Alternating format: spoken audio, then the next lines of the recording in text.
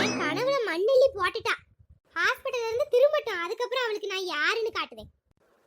ஏச்சி இங்கனக்குள்ள என்ன செய்தியே? நான் இந்த உங்க வீட்டுக்கெல்லாம் போய் பார்த்துட்டு வரேன். ஏப்ல நீ வேற என் பாடா படுத்தாத, நானே வெறுத்து போய் உட்காந்துருக்கேன். கேட்டியா எதுக்கு என்ன தண்ண? என்ன ஆச்சு இப்படி சொல்லுதிய? அப்படின்னு நேத்து அவளை தூக்கிட்டு போனீல, என்ன ஆச்சு? அந்த கிறுக்கியாட்டி அந்த கிறுக்கி ஆஸ்பத்திரியில கிடக்கா வாயை பொழந்துக்கிட்டு. ஒண்ணும் இல்ல, நல்லாதான் இருக்கா. ஆனா என் பால் காய்ச்சி தான் வாச்சிட்டு போயிட்டா. சரி விடுங்க ஆச்சு, இன்னொரு நாள் வச்சுக்கிடுவோம். ஆமா இன்னொரு நாள் 7 நாள் வப்பா மனுஷி. நான் இதுக்கே எப்படி என்ன செய்யன்னு தெரியாம இருக்கேன். நீ வேற கவலைப்படாதியாச்சி. நான் எதுக்கு தேடி வந்தேன் தெரியுமா? என்னடி சொல்லு. வீடு பால் காய்ச்சினீல்ல, அதுக்கு ஏதாவது செய்யணும் பாத்தீங்களா? அதான் எல்லாரும் கொஞ்சம் கொஞ்சம் காசு போட்டு வச்சிருக்கோம். அதான் உங்களுக்கு ஃப்ரிட்ஜ் வாங்கிடலான்னு பாக்கேன். என்னடி சொல்லுத? உண்மையாவா? ஆமாச்சி, அதான் உங்ககிட்ட கேட்க வந்தேன். கேட்டி அப்படின்னா வேண்டாம், ஃப்ரிட்ஜ் எல்லாம் வேண்டாம். காசை தான் ஆச்சி மீதி வீடு கட்டணும் நம்மள. நான் என்ன தட்டி ஃப்ரிட்ஜ்ல வைக்க போறேன். நானே இந்த 2 ரூபா 3 ரூபா காய் அப்பப்போ நம்ம வீட்டுக்கு வரல உமா அவட்ட வாங்கிக்கிடுவேன். மாவு நீ தார, ஏதோ கறி வச்சா லட்டு கொண்டு வந்து தருது. என்னத்துக்கு ஃப்ரிட்ஜ்? அதெல்லாம் ஒண்ணும் வேண்டாம். அப்ப ஃப்ரிட்ஜ் வேண்டாம் கீழோ. நல்ல வேலை உங்ககிட்ட ஒரு வார்த்தை கேட்டேன். இந்த லட்டு சொன்னா அதெல்லாம் வேண்டாக்கா, ஆச்சிக்கு சர்ப்ரைஸா வாங்கிட்டு போய் கொடுப்போன்னு. அவ கடக்க கிறுக்கி, அவளுக்கு என்ன தெரியும்? அதுவும் சரிதான் ஆச்சி.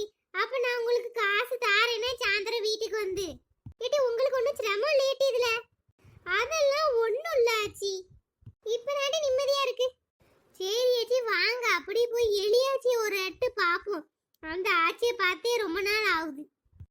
வாட்டி போவோம். நான் வீடு கிட்டதுன்னு வயிறு எரிஞ்சுக்கிட்டு கிடப்பா. சரி பரவாயில்ல, வா போய் பாப்போம் அவ என்ன செய்யறாரு. புஜ்ஜிமா, நம்மளே வீட்டில் சொல்லலான்னு இருந்தோம், அது எப்படியோ தெரிஞ்சு போச்சு. நான் எங்க வீட்டில் எங்க அப்பா அம்மாட்டெல்லாம் பேசிட்டேன், ஒரு பிரச்சனையும் இல்லை. கேட்டியா? எங்க வீட்லயும் தாரா, எங்க அம்மா தான் ஃபர்ஸ்ட் ரொம்ப திட்டுனாங்க. அதுக்கப்புறம் சரின்ட்டாங்க. எங்க அப்பாவும், எங்க அப்பா எனக்கு சப்போர்ட் தான். நான் கூட ரொம்ப பிரச்சனை ஆகுமோன்னு நினச்சேன். எல்லாம் அந்த லட்டத்தை அவ ஃப்ரெண்டுகளுக்கு தான் நம்ம தேங்க்ஸ் சொல்லணும். நம்ம காலேஜ் முடிச்சு இதோட 5 வருஷம் ஆகுது புஜ்ஜிமா. ஆமா ராம், எப்படி இப்படி நாள் ஓடுச்சுனே தெரியல. கவலைப்படாத புஜ்ஜிமா, இன்னும் 2 மாசத்துல எனக்கு இன்னும் ப்ரொமோஷன் கிடைச்சிரும். அப்புறம் சம்பளமும் கூட வந்துடும். அப்புறம் நம்ம தனியா போயிடலாம். உன்னை நல்லா பார்த்துக்கிடுவேன். அதான் எனக்கு தெரியுமே, நீ உருப்படாதவனா இருந்தா நான் உன்னை என்னைக்கே கழட்டி விட்டுருப்பேன். என்ன புஜ்ஜிமா சொன்ன? இல்ல ராம், அதெல்லாம் நம்ம தனியா போக கூடாது. அதெல்லாம் சரியா வராது. நீ, நான், உங்க அம்மா எல்லாரும் ஒண்ணா இருப்போம். சே, எனக்கு இப்படி ஒரு பொண்ணு கிடைக்க நான் என்ன தவம் பண்ணேன்னு தெரியல. இந்த காலத்துல எல்லாரும் கல்யாணம் முடிச்சதும் தனியா போறோம்பாங்க. ஆனா நீ எங்க அம்மா எல்லாரையும் சேர்த்து வச்சுக்கிடணுங்க. அப்படி இல்ல ராம், பின்ன எனக்கு சமைக்க தெரியாது, எனக்கு வீட்டு வேலை பார்க்க தெரியாது. உனக்கே தெரியும்ல, நான் போன வாரம் வெண்ணி வச்சு என் கையை சுட்டுக்கிட்டேன். அப்புறம் நாம தனியா போனா என்னால என்ன செய்ய முடியும் சொல்லு? நீ இருக்க, இருந்தாலும் நீ வேலைக்கு போயிட்டு அங்க போயிட்டனா நான் ஒத்தையில என்னதான் செய்வேன்? உங்க அம்மா எங்க அம்மா மாதிரி தானே, உனக்கு எல்லாம் செய்த மாதிரி எனக்கும் செய்வாங்கல்ல. அதான பார்த்தேன். செய்வாங்க அதெல்லாம் செய்வாங்க. நான் தான் இருக்கம்ல, நான் பாத்துக்கிடுவேன். இவளை கல்யாணம் பண்ணிட்டு நான் என்னத்தை சமாளிக்க போறேனோ? அதெல்லாம் கிடக்கட்டும் ராம், எனக்கு லைட்டா பசிக்கிற மாதிரி இருக்கு. வா போய் அந்த முக்கு கடையில போய் பரோட்டா தின்னுட்டு வருவோம். உனக்கு எப்பதான் பசிக்காம இருந்தது? சரி வா போவோம் வா. யாச்சி சொல்லுங்க, எதுக்கு கூப்பிட்டிய? இப்ப கொஞ்ச நேரம் உட்காருமா பேத்தி, ஒரே கிச்சன்ல வேலை தான் உனக்கு. அப்பலாம் இல்லச்சி, எனக்கு இந்த வேலைலாம் ஈஸி தான். என்ன நான் உன்னை பத்தி நிறைய விஷயம் கேட்கணும்னு நினைச்சேன். என்னாச்சு, என்ன கேட்கணும்? உங்க அம்மா அப்பாலாம் என்ன செய்றாவோ, என்ன ஏது? கூட பிறந்த தம்பி அண்ணன்லாம் இருக்காங்களா? எனக்கு ஒண்ணும் தெரியாதுலாமா. உங்க அத்தைக்காரி என்னை கல்யாணத்துக்கும் கூப்பிடல. யாச்சி எனக்கு அம்மா அப்பாலாம் இல்ல, கேட்டீங்களா? நானும் உங்க பேரனும் காலேஜ்ல தான் பார்த்து லவ் பண்ணி கல்யாணம் பண்ணோம். ஏமா அப்படியாமா? ஆச்சிக்கு தெரியாதுமா, தப்பா நினைச்சுக்கிடாத. அதெல்லாம் ஒண்ணும் இல்லச்சி, அதெல்லாம் நான் ஒண்ணும் நினைக்கல. நல்ல பிள்ளையா இருக்கியேம்மா, ஆனா நீ நல்லா வளர்ந்திருக்க. கேட்டியா? என் பேரனை பத்தி ஒரு பிரச்சனையும் இல்ல, தங்கமான பையன். ஆனா அவ ஆத்தாக்காரி இருக்காளே என் மருமவா, அவ உன்னை பாடாளாமா படுத்துவா. யாரும் இல்லைன்னு வேற சொல்லுத. அவளுக்கு இது தொக்காலா போகும்.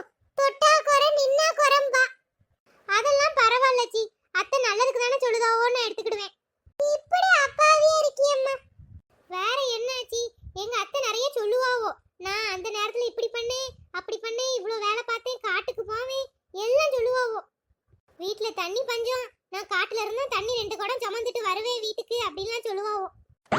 என்னது கிழிச்சா அவ? என்ன ஆச்சு சொல்லுதியே? எங்க அத்தை அப்ப வேலைலாம் பார்க்காதோ? ஒரு வகைக்கு கொல்ல மாட்டா அவ. அந்த நேரத்துல அவளை என்ன வரத்துக்கு வந்திருக்கா தெரியுமா? ஒரு குடத்தை தூக்கி அழ தெரியாது அவளுக்கு. எத்தனை குடத்தை வீட்ல போட்டு உடைச்சிருக்கா தெரியுமா? என் மவனாக்கும் சைக்கிள்ல 2 குடத்தையும் போட்டு செயினை போட்டு கொண்டு வருவான். அத வாங்கி உள்ள ஊத்துறதுக்கு இவளுக்கு இவ்வளவு பெரிய சீனு. அப்படியாச்சு சொல்லுதியா? உண்மையிலையா? ஆமா ஆமா. இன்னொரு கதையை கேளு. அவ சமையல் பண்ண அழகு சொல்லுதேன் கேளு. உப்புமா கிண்டுனா 1 கிளாஸ் ரவை 1/2 கிளாஸ் உப்பு போட்டு கிண்டுனா உங்க அத்தைக்காரி அந்த நேரத்துல. என்ன ஆச்சு சொல்லுதியா? உண்மையாவா? ஆமா ஆமா. புளிக்குழம்பு வைக்க சொன்னா ரசத்தை வைப்பா, ரசத்தை வைக்க சொன்னா தண்ணியை கோரி வைப்பா உங்க அத்தை. ஏதோ என் மகன் தான் கொஞ்சம் கிச்சன்ல கூட மாட நின்னு உதவுவான். நானும் அப்பப்போ சமையலெல்லாம் பண்ணி வச்சிருவேன் அப்போ. ஆனா அவ இங்க உன்ட சீனை போட்டுட்டு அழைத, நீயும் நம்புத அப்பாவியா. நிம்மதியா தூங்க முடியல. ஒரே சிரிப்பு சத்தமா தான் இருக்கு. என்னன்னு பாப்போம். எங்க அத்தைக்கார கிழவி இவட்ட என்னத்தையும் சொல்லிருப்பா என்னைய பத்தி. இந்த கிழவி என் உசுர வாங்குறதுக்கு தான் வந்து இருக்கு என் கூட. இந்த கிழவிக்கு தான் நம்மளை பத்தி ரகசியம் எல்லாம் தெரியும். அத வேற